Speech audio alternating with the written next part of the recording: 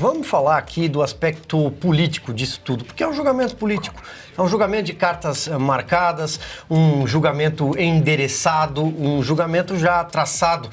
As eleições de 2022 não valeram. Uma eleição que tem como partido político o Supremo Tribunal Federal não pode ser uma eleição legítima.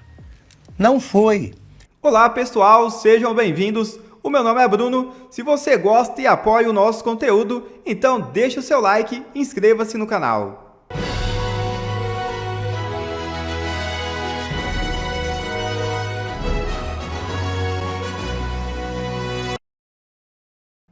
Em meio a momento conturbado, Maduro libera 13 presos políticos.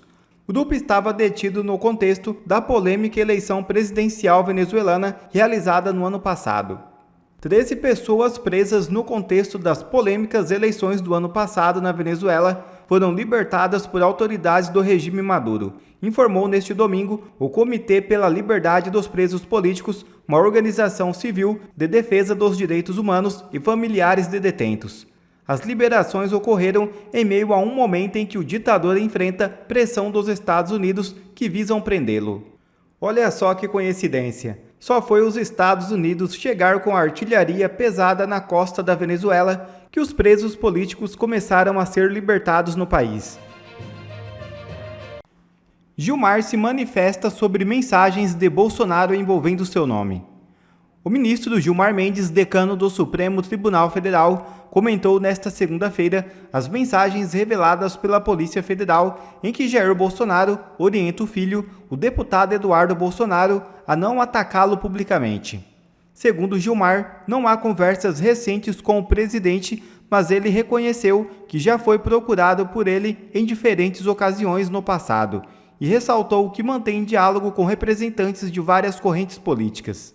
Nas trocas de mensagens divulgadas pela PF, Bolsonaro disse a Eduardo que vinha mantendo contatos com integrantes do STF e pediu que o parlamentar evitasse críticas ao ministro. Gilmar Mendes esclareceu que, embora tenha conversado com Bolsonaro em outros períodos, não houve diálogos recentes. Ele afirmou que, por receber interlocutores de diferentes lados políticos, Bolsonaro pode ter orientado o filho a poupá-lo de críticas. Veja o vídeo. Normal que nós vamos cumprir nosso papel, papel que a Constituição quer que nós exerçamos.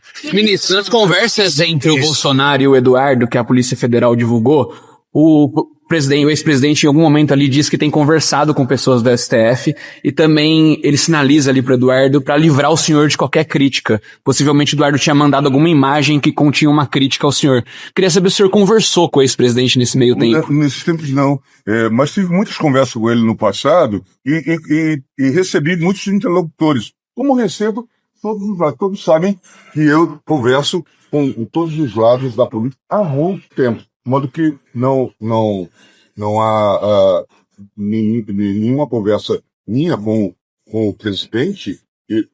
Agora, porque ele determinou ou sugeriu que não fizesse crítica a mim, talvez porque eu sou um interlocutor.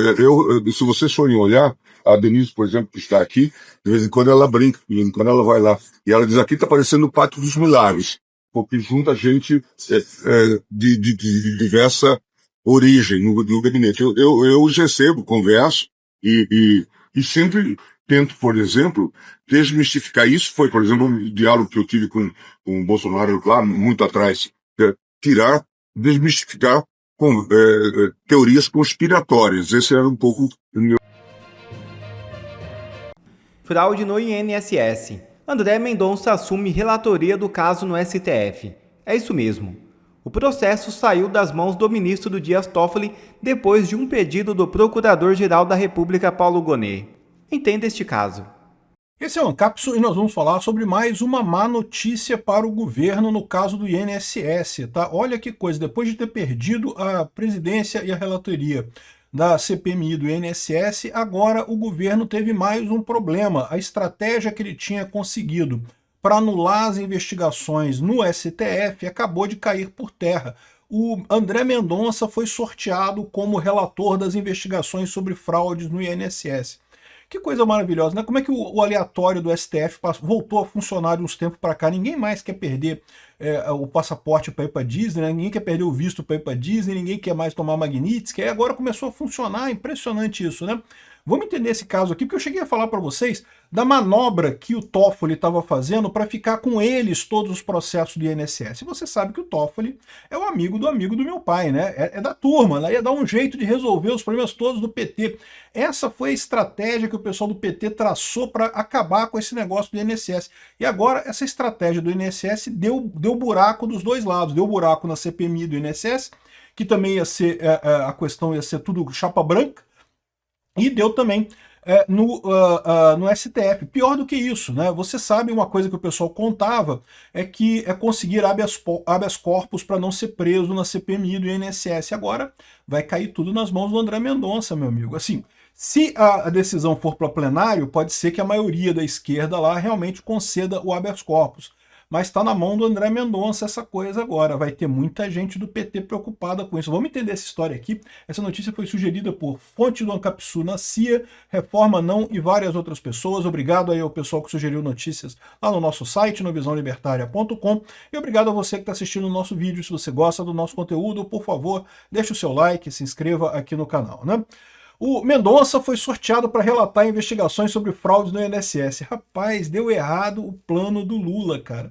Deu errado o plano do Lula. O Lula estava contando com essas investigações do INSS ficando com o Toffoli para livrar os amigos dele. Vocês sabem, o Lula tem um monte de gente ali ligada a ele, ali nos sindicatos e associações que atendem aposentados. O PT sempre usou esse golpezinho de roubar dinheiro dos aposentados para se sustentar, para ganhar dinheiro. Então, assim, a gente sabe que tem esse problema. Eles tentam jogar para o Bolsonaro, dizendo não, que foi uma medida no governo Bolsonaro, e não sei o que lá, mas isso é falso. A medida, até teve uma medida aprovada no final do governo Bolsonaro pela Câmara, mas não foi aprovada pelo Bolsonaro, foi a Câmara que derrubou o veto e acabou permitindo novas contratações de novos descontos no INSS. O Bolsonaro, do que o Bolsonaro fez mesmo, foi para diminuir esse roubo, né? Mas enfim, o ponto todo desse negócio do INSS é isso, parece que o inferno astral do governo Lula tá vindo forte aí, né? A CPMI, já com a presidência e relatoria, tá cada vez mais ativa, até o Contarato, meu amigo. O Contarato recuperou a alma dele de opositor, né? Cuidado com o Contarato, e o pessoal do Espírito Santo, cuidado com esse cara. Ele tá fazendo isso só porque ele tá preocupado com a eleição que tá chegando agora, ano que vem, e ele tá querendo voltar a ser conservador, agora voltar a ser uma pessoa de direita, que é contra a corrupção. Aí ele apresentou um monte de requerimento contra o governo Lula nesse negócio da CPMI do INSS, né? Já tá preparando para a reeleição ano que vem, né? Enfim, mas esse ponto aqui do STF é ainda mais perigoso, né? Porque o que tinha acontecido? As investigações do INSS começaram em vários estados, então tinha vários juízes responsáveis em vários estados, várias procuradorias, né, investigando esse caso, cada um investigando o seu canto. Aí o que um cara do PT pediu para o STF? Ele jogou esse troço para o STF porque alegou que não, que tem que ser tudo centralizado, porque senão arrisca um estado ter uma decisão, outro estado ter outra decisão. Isso é uma besteira, tá? Não tem nada de errado nisso daí, até porque é estabelecendo jurisprudência. Se no estado decidisse de um jeito e o pessoal considerasse razoável, a tendência é que nos outros estados também tivesse esse mesmo tipo de decisão, né? Então, esse tipo de jogada que tem ali não faria diferença, mas jogaram pro STF. Por quê? Evidentemente porque eles tinham a expectativa de ter uma decisão favorável no STF. E aí entrou o grande plano do Toffoli, que foi revelado aqui pela revista Piauí. Olha só a lambança, eu fiz um vídeo sobre isso na época, tá? A lambança que eles fizeram para conseguir jogar esse caso no Toffoli. Porque, veja, toda vez que chega um processo novo no STF, tem que ser sorteado, tem que ir para algum juiz lá do STF. E, nesse caso, a chance maior seria o governo Lula acabar com um juiz amigo, podia cair com Alexandre de Moraes, né? Podia cair com Flávio Dino, podia cair com o Cristiano Zanin, todo mundo gente amiga do PT, podia cair com um monte de gente de esquerda ali, né? As únicas pessoas que seria ruim para o governo era justamente André Mendonça e Cássio Nunes, e pelo visto caiu no André Mendonça, né? Mas aí qual que era a estratégia deles? Para não fazer isso, ele entrou na justiça, né, para unificar os casos todos no STF, alegando que precisava ser uma coisa de entendimento unânime, mas aí ele lembrou o seguinte, que teve um caso, uma decisão do Sérgio Moro, sobre o INSS durante o governo Bolsonaro, e que o Sérgio Moro estava sendo acusado pelo Tacla Duran. Vocês lembram desse caso do Tacla Duran? O Tacla Duran é um empresário que foi colaborador premiado do Sérgio Moro lá na 13ª Vara de Curitiba, lá no Paraná, e já há muito tempo ele acusa o Sérgio Moro de não sei o que lá, de irregularidades e não sei o que, não apresentou nada efetivo contra irregularidade, e todas as decisões do Moro foram confirmadas por inúmeras outras provas, outras evidências. Então, mas o Tacla Duran esse tempo todo tem criticado muito o Moro, né?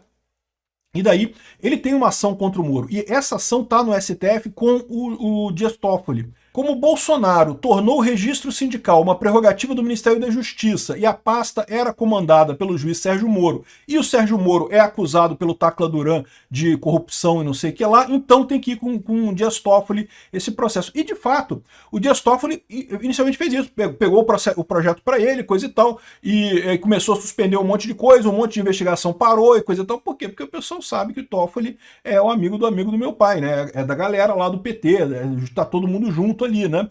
Então, ou seja, o Toffoli é o cara que está desmantelando a Lava Jato inteiro, está liberando todo mundo ligado na Lava Jato. A gente vê isso dia após dia, o Toffoli liberando esse pessoal. E aí agora, o caso do INSS ia cair aqui também. Veja, a gente tem que separar duas coisas nessa história, tá? Uma coisa é a parte pública, da imagem. Isso, nesse caso aqui, tem um potencial muito maior do que a parte jurídica em si, tá? A parte jurídica vai dar cadeia para um monte de gente vai pegar pena e coisa e tal, mas isso demora, isso vai ser daqui a 5 anos, vai demorar um tempão para essa parte jurídica acontecer. Então, a CPMI do INSS é uma coisa mais urgente, por quê? Porque vai poder expor essas entranhas do governo Lula, como o governo Lula é corrupto, como o Lula ajudou os sindicatos a roubarem, né? Só você ver o gráfico, pô, o gráfico vinha no Bolsonaro e aí, de repente no Lula a coisa explode de uso de roubo de aposentado, uma coisa realmente absurda, né? Então, ou seja, as duas coisas são importantes, mas o pessoal, é importante para o pessoal também ter essa garantia de que não vai dar nada no STF, e eles tinham essa garantia com o Toffoli. A CPMI já deu merda, a CPMI agora que faz a parte pública de publicidade da coisa, certamente vai pegar muita coisa do PT, ainda mais agora que tem uma presidência e uma relatoria da oposição, né? Mas a CPMI, vocês sabem como é que funciona isso, né? CPI e CPMI no final das contas geram um relatório no final que vai para a justiça. E aí se vai prender alguém mesmo, raramente prende alguma coisa, tá? O papel da CPMI é mais expor as informações para o público, é mais fazer política em cima da coisa, e tá certo, tem que fazer mesmo, tem que mostrar esses absurdos que foram feitos no governo Lula e coisa e tal. Então é muito mais o papel da CPMI. Na parte jurídica, pode dar cadeia, vai dar cadeia, eu tenho certeza que vai, que é um caso muito grave. Mas vai dar daqui a um tempo, já vai ter esquecido esse papo todo, já vai ser lá na frente essa coisa, né? Enfim, mas o pessoal estava confiante que quando chegasse na parte política, ia para o Toffoli ia tranquilizar todo mundo, não vai condenar ninguém, todo mundo liberado, tudo quanto é investigação foi inválida e coisa e tal. E mais do que isso, não é só isso não, tá? Também tem a questão dos habeas corpus para a CPMI. Veja, a CPMI vai chamar um monte de gente para ouvir, e certamente essas pessoas vão entrar com habeas corpus para não serem obrigadas a falar nada na CPMI, elas não podem produzir provas contra si mesmo, né?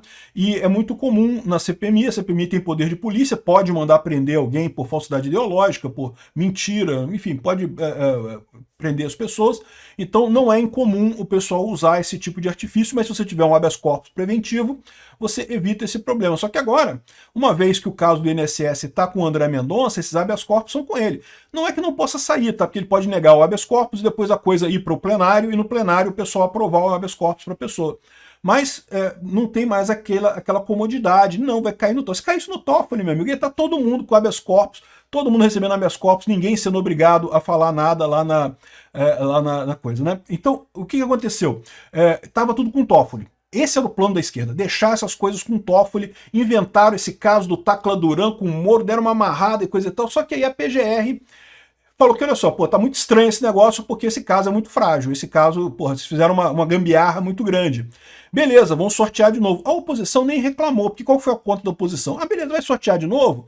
Vai acabar sorteando, vai cair num dos seus amigos, vai sair num outro ministro amigo também, vai cair no Flávio Dino, vai cair no Zanin, vai cair, tem um monte, tem 8 ministros amigos, não, 9 ministros amigos do PT e 2 só que são de oposição, que é o André Mendonça e o Nunes Marques, né? Então, quando o PGR pediu para trocar o relator, falou que ok, que tem que ser no STF, tem que ser no STF, mas não precisa ser o Toffoli, essa correlação aqui, essa ligação através do Tacla Duran, isso aí é uma gambiarra do caramba, não tem que ser você. Aí o Toffoli nem reclamou, falou, não, tudo bem, então sorteia de novo aí. E o pessoal da esquerda nem brigou muito com o PGR, porque no final das contas vai sortear, vai cair num dos outros 9 que são amigos e não vai ter problema nenhum, né? Só que não caiu no amigo, meu amigo, caiu justamente no André Mendonça, que está se tornando aqui a principal voz da oposição lá no STF, né? Então, olha só, essa coisa se complicou muito, né? Complicou as duas coisas. Ou seja, ele já não tem mais a garantia de que não vai dar em nada, né? Que o processo criminal não vai dar em nada, agora pode dar, porque vai estar com o André Mendonça. E além disso, a proteção que eles esperavam para a CPMI, os habeas corpus para a CPMI, ficaram um pouco mais difíceis. Não ficaram impossíveis não, tá? Talvez até o pessoal acorde com o André Mendonça dele dar os habeas corpus do mesmo jeito, mas ficou um pouco mais difícil, já não é uma coisa tão simples assim no final das contas, né? Então, que pancada que o governo tomou hoje, hein? Olha, de brincadeira. Um negócio que eles achavam que estava tudo dominado, fizeram um plano maluco para colocar o Toffoli como relator desse caso do INSS para garantir que não vai pegar nada para ninguém. E caiu no André Mendonça, meu amigo. Esse pessoal, eu vou te falar um negócio, que bom que voltou a funcionar o randômico lá do STF, né? O randômico do STF só dava para cair para o Alexandre de Moraes, pô. Agora voltou a funcionar, que bom. E Alexandre de Moraes pediu para que a PGR se posicione sobre explicações de Bolsonaro. A defesa do ex-presidente apresentou na última semana a sua versão sobre o suposto descumprimento de cautelares. A Procuradoria-Geral da República deverá se manifestar até a próxima quarta-feira sobre a defesa apresentada pelo ex-presidente Jair Bolsonaro ao Supremo Tribunal Federal a respeito de um suposto plano de fuga para a Argentina. O episódio veio à tona após a divulgação de uma minuta que tratava de um pedido de asilo ao presidente da Argentina, Javier Milei, ainda em 2024, encontrada num aparelho celular de Bolsonaro. O ex-presidente cumpre prisão domiciliar em Brasília desde o dia 4 de agosto, por ordem do ministro Alexandre de Moraes. Vamos falar aqui do aspecto político disso tudo, porque é um julgamento político, é um julgamento de cartas marcadas, um julgamento endereçado, um julgamento já traçado. Então, esta nova acusação que vai partir da figura do Ministério Público, da Procuradoria-Geral da República, ainda bem se partir. E digo ainda bem por quê? Porque o Alexandre de Moraes, ministro, não vai exercer mais uma vez o papel do agente acusatório, não vai ser mais uma vez o parquê de todas as acusações, como tem acontecido dentro da Suprema Corte. Fato é que trata-se de perseguição política. Eles vão ampliando o leque para que, em algum momento, o presidente Jair Bolsonaro e os seus aliados mais próximos, aqueles que integraram o seu governo, estejam todos cercados de denúncias. No caso do presidente Jair Bolsonaro, não só inelegível, mas também impedido de contribuir politicamente para as eleições, ou seja, de ir à rua. Ele é o maior cabo eleitoral do Brasil. As eleições municipais deixaram isso muito claro. Por onde ele passou, ele elegeu prefeitos e vereadores, ao contrário do presidente de turno, Lula da Silva. Vamos relembrar o desempenho dos partidos de esquerda e ver como os partidos de direita e centro se saíram nas eleições. O PT fez 52 prefeituras, o PSOL traço, nada. O PDT, seu principal aliado, um dos principais aliados, fez 151. O PSB um pouco mais. Ou seja, a esquerda foi dizimada nas urnas porque Bolsonaro estava na rua. Bolsonaro elegeu prefeitos e vereadores. Veja o que aconteceu, repito, com os partidos de direita. Então eles vão cercando, eles vão tentar tirar também de cena a figura de um dos principais líderes religiosos do Brasil hoje, que é o pastor Silas Malafaia, alguém que convoca manifestações e o povo vai, ao contrário da esquerda. Essa é a leitura política. Ademais, o que nós temos é um julgamento também acelerado em relação ao presidente Jair Bolsonaro, que começa no dia 2, na semana que vem. Se você tirar como exemplo a magnitude de um julgamento, como foi o julgamento do Mensalão, vamos pegar a ação penal 470, lá, que iniciou em 2 de agosto de 2012. Foram 53 sessões, 138 dias, o acórdão tem 8.500 páginas. O relatório tem 70 mil páginas. Nós agora estamos diante de um julgamento acelerado para tirar de cena o maior líder político do Brasil. É o seguinte, é um golpe que não houve. Você começa por aí. Essa é que é a história. Eu vivo repetindo perguntas não respondidas até agora. Qualquer que seja o país, venha de onde vier o golpe, da direita, da esquerda e tal, você tem algumas perguntas básicas, algumas providências básicas a tomar. Sobretudo por quem chegou a pensar até na execução do Geraldo Alckmin. Quando você pensa em eliminar o Geraldo Alckmin, é porque você realmente teve tempo para pensar em tudo. Que está aí uma figura que você pode deixar preso, solto, não tem a menor importância. Já que se chegou a isso, eu faço perguntas que têm que ter resposta. Quais tropas seriam movimentadas? Quem redigiria o comunicado a ser lido na rede nacional? Quem fecharia a Rede Globo, se é que precisa fechar? Quem é que assumiria o governo dos estados, aí de governadores que comandados por governadores que se rebelassem? Coisas elementares. Quem neutralizaria oficiais rebelados contra o golpe? O golpe tem minuta, tem detalhes ali, e não tem o básico. Quais seriam os comandantes militares? Ou então o exército é inteirinho, fechado com o golpe? Não, como mostram os depoimentos que eles vão arrancando. Tá? Nem com os coronel Cid você podia contar. Então eles forçam algumas delações premiadas e com base nisso dão por resolvido o caso. Tá? Um golpe que não houve, só que os culpados, bota aspas nisso, serão presos. Eles querem prender. Você não pode confiar no Procurador-Geral da República porque ele foi indicado pelo Gilmar Mendes que quer que seja preso o Bolsonaro. Você não tem juízes cheios de dizem, para que esse negócio, é árvore envenenada, está tudo errado. Ou alguém que diga, o Bolsonaro não pode ser julgado pelo Supremo, ele é ex. Não, então vamos rever isso aí desde o começo. E o começo foi essa mobilização para acabar com a Lava Jato e para colocar o Lula na presidência. As eleições de 2022 não valeram. Uma eleição que tem como partido político o Supremo Tribunal Federal não pode ser uma eleição legítima. Não foi. A eleição de 24 foi normal. Por quê? Porque o Supremo não se meteu.